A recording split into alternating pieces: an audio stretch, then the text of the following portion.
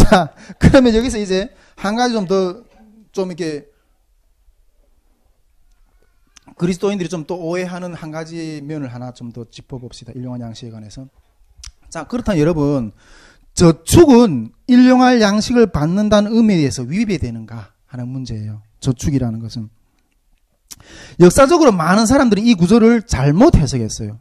그래서 그리스도인들은 저축을 해서는 안 되고 돈을 벌 욕심을 버려야 하며 일용할 음식으로 만족해야 된다는 생각을 했어요.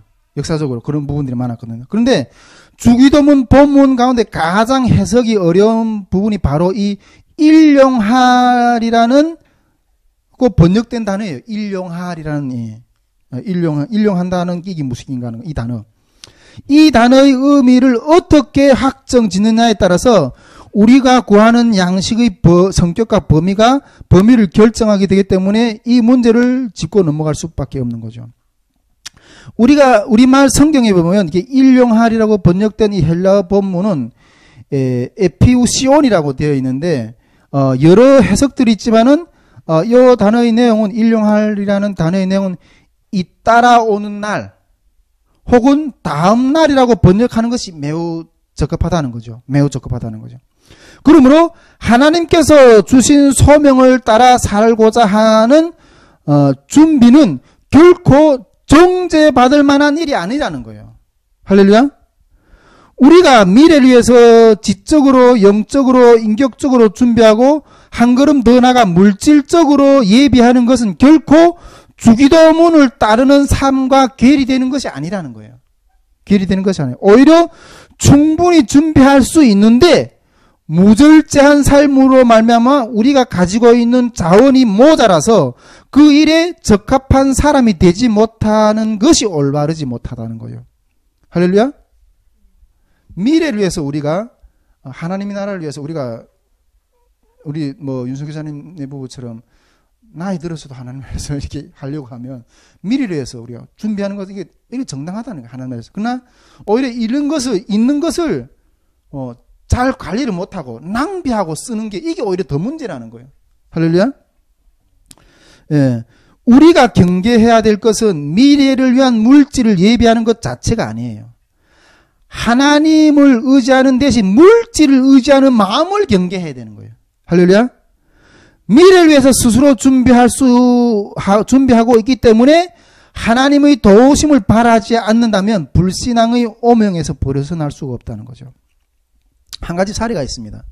한 지체가 있는데 이 주기도문을 해석을 저축에 대한 부분을 앞에서 이렇게 잘못 해석하는 어떤 그런 그 관점을 가지고 살았어요. 이 지체는. 그런 안정적인 직장을 다니고 있었지만 절대로 돈을 모으지 않았어요. 월급 받으면 받는 대로 다 썼어. 주님이 그렇게 일용할 양식들에는. 그러니까 그런데 허튼 곳에 쓴 것이 아니에요. 가난한 사람들도 없고 신학생들의 학비를 내주고 사역자들이 생활비를 보태주었어요. 그런데 이상하게도 그의 주변에는 그를 칭찬하기보다는 걱정하는 사람들이 많았다는 거예요. 정작 자신이 돈이 필요할 때는 마련하지 못해서 꾸어 다니기가 일쑤였고 꾼 돈을 제대로 갚지 못할 때가 많았다는 거예요. 여러분, 하나님께서 매일 우리에게 떡을 공급하사 우리를 배에 곱지 않게 하실 것이다. 이것을 믿으며 사는 것이 신앙이고 이것을 믿지 못하고 스스로 내일의 음식을 저축하는 건 불신앙이다. 이렇게 생각하고 적용하는 건 올바른 태도가 아니라 신앙적인 태도가 아니라는 거예요. 할렐루야. 여러분, 인생 전반적으로 한번 생각해 봅시다. 여러분, 우리 성결이나 한나 같은 나이에 노동을 할 수 있어요? 다 채워줘야 돼요. 노동할 수 있는 불가한 나이에요. 그래서 자라서 청년이 되고 일할 수 있는 정년기가 되죠. 그때는 노동을 해서 뭔가 얻을 수가 있죠. 그런데 노동할 수 없는 육체라는 거 100년, 1000년 그렇게 할 수 있나? 그렇지 않잖아요. 나이가 들면 늙어가고 일할 수 없는 때가 속히 와요.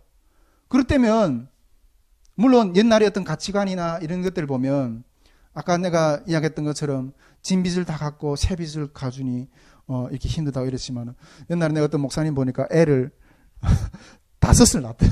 남자애들만. 왜 이렇게 많이 낳는가 하니까 그래도 요것들이 이제 하나씩 내가 노후보험이라.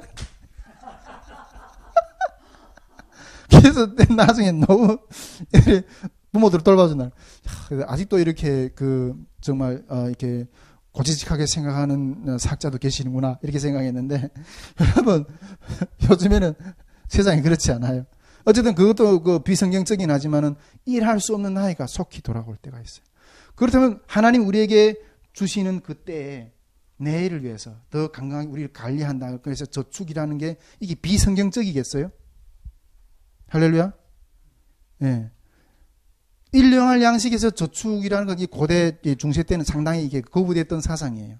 그런데 종교개혁 시대 이후에 종교개혁자들이 어떤 육신의 어떤 총체적인 어떤 그런 부분들에 대한 일용할 양식을 바라보면서 이런 해석도 이렇게 다 이렇게 나오는데 이걸 우리는 좀 이렇게 지지를 하는 거죠. 제가 요즘에 대한민국의 그 국민연금 그 시스템 보면서 이게 참 나라가 망조가 됐다. 저거 믿고 있다가 우리 대한민국 국민들이 나이 든 사람이 다 그냥 쪽박사게 생겼다. 그렇게 생각하는데 어쨌든